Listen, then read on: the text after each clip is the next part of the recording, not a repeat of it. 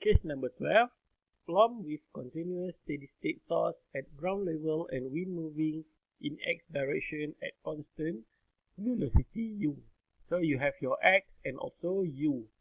Okay, however, this plumb model involve a continuous steady-state source at ground level. Okay, we still stuck at ground level. Okay, for case 11 still at ground level and case 12 also in ground level. So this case is identical to case 9 of our previous case. Okay, the solution has a form similar to equation 35. This is your equation. Okay, your concentration at Q over, now you have your Pascal Gifford coefficient. Okay, pi sigma y sigma z u. Okay, then you have your y, z, and also sigma y and sigma z. So the ground level concentration at is given at z equal to 0 because your condition is at ground level. So when there is a ground level, there is no elevation. So your z is equal to 0. You simplify equation 46. Okay, for z equal to 0, you get this equation. Okay, this is the simplified version of case 12. Okay, concentration is equal to Q over pi sigma y sigma z exponent negative 1 over 2 y over sigma y. So only sigma y and y are involved in this case. The concentration along the center line of the plumb directly downwind is given by at y equal to z equal to 0. Okay, so this is your concentration along the center line. Okay, don't make a mistake between this equation and also this equation.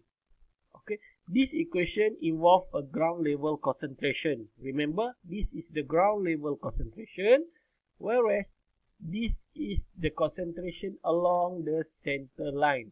Okay, center line of the plume directly downwind.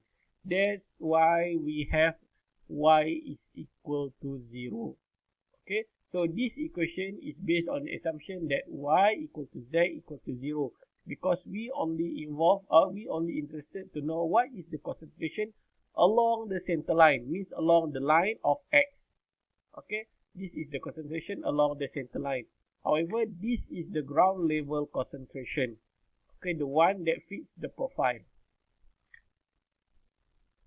Then the isoplaves are found using a procedure identical to the isoplave procedure used for case 1. Okay, for continuous ground level release, the maximum concentration occurs at the release point. Okay, remember this statement. For continuous ground level release, the maximum concentration occurs at release point. Okay, for any continuous ground level release, the maximum concentration happens at that point, okay, at the release point. So in case 12, you have two different equations. One is the equation for your ground level concentration. Another one is the concentration equation for concentration along the center line. Okay, so bear in mind, you know the difference between this equation and also this equation. Okay, if you understand what happened, how we derive based on the statement, based on the condition, okay, z equal to 0 or y equal to z equal to 0, then you can start from the basic equation of 35. Okay, so this is case number 13.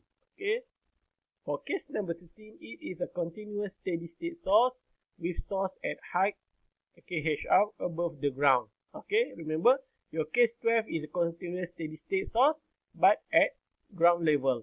But this time for case number 13, you have your continuous steady state source at height HR above the ground. Okay, now you have your Z value.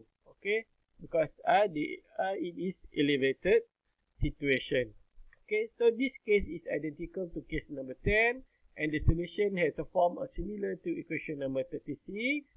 Okay, instead of we using K of AD diffusivity coefficient, now we substitute the eddy diffusibility equation with this Pascal-Gifford coefficient. So this is your concentration involved HR.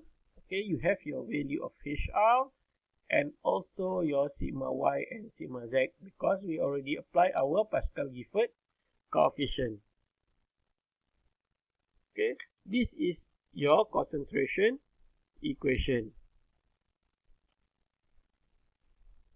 So the ground level, okay, the ground level concentration is found by setting Z equal to 0. So if you are interested or want to know what is the concentration at the ground level, okay, you set your Z is equal to 0.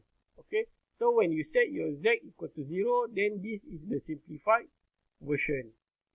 Okay, same just like case number 12, you have your centerline concentration. Okay, this ground centerline concentration can be found by setting Y equal to 0, Z also equal to 0. Okay, so this is the concentration along the center line. Okay, this is the ground center line. So you still have your effective height here. Okay, this is the effective height of your chimney. Alright, so the concentration still can be found on ground level when you set your Z equal to 0. Okay, because Z, okay, don't make mistake between Z and HR. HR is the effective height for your release. Okay, this is the effective height of your release, whereas Z is your coordinate. Okay, one part of your coordinate X, Y, Z. Okay, so Z is your coordinate, your current location. Where do you want to find your concentration? Okay, that's why we set Z is equal to 0. We try to find what is the concentration after your release. What is the concentration at some point at ground level? Okay, because human live around ground level, right? So we want to we try to determine what is the concentration at the ground level. So we set this equation with Z equal to 0. Okay, set Z equal to 0. So this is the concentration at level ground. This is the center line concentration at Z equal to 0 also. Okay, at the ground level. So ground center line concentration. Okay, so remember in case number 13, you have one type of equation involving ground level concentration, and another type of equation involving ground center line concentration. Just like equation case number 12, you have two different equations. Then, okay, then you have the maximum ground level concentration along X axis, or we call as a Cmax, is found using this equation. Okay, so this is a formula to find your maximum concentration at ground level. Okay, at ground level. So the distance downwind at which the maximum ground level concentration occurs is found from this equation. So you have two different.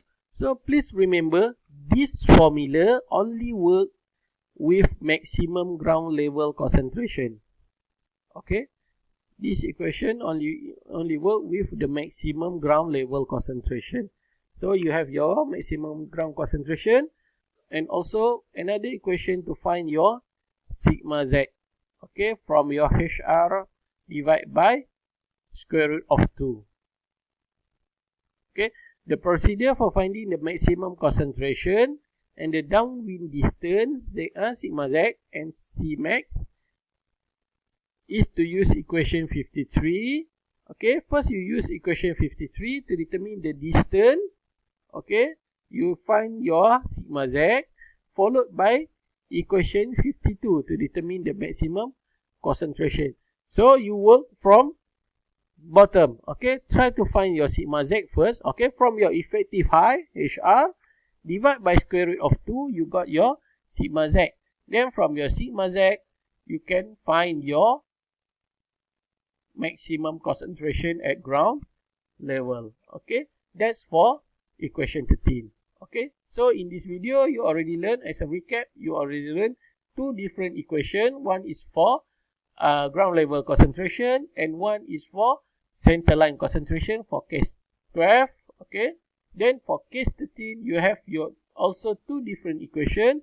One is for ground concentration, and one is for another one is for center line of ground level concentration. Then you have these two relations between where you can find your maximum ground level concentration. Okay, so this is maximum ground level concentration. As compared to previous, this is the ground level concentration only. Okay, so this is ground level concentration. This is the maximum ground level concentration.